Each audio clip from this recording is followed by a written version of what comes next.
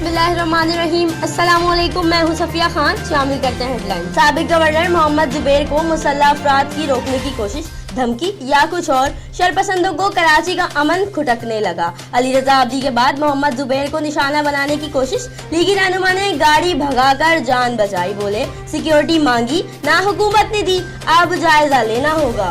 Avon field reference में सदा मोतली के खिलाफ नैब अपीलें समाअत के लिए मुकर्रर। चीफ जस्टिस साकिब निसार की सरबराही में 5 रुकनी लार्जर बेंच 14 जनवरी को समाअत करेगा। इस्लामाबाद हाई कोर्ट ने अजीजिया रेफरेंस में अपील जल्द समाअत के लिए मुकर्रर करने की दरख्वास्त मंजूर करी।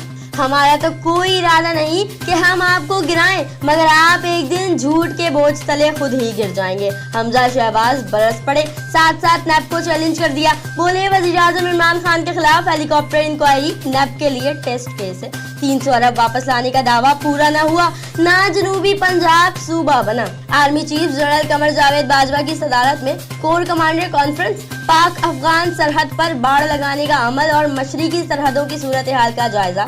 मुल्की और इलाकाई अमन के लिए कोशिशें जारी रखने का। जायदाद के लिए दामाद जल्लाद बन गया। कराची के इलाके मच्छर कॉलोनी में वाक़े खाली मकान से 18 साला शेरबानो की लाश मिली।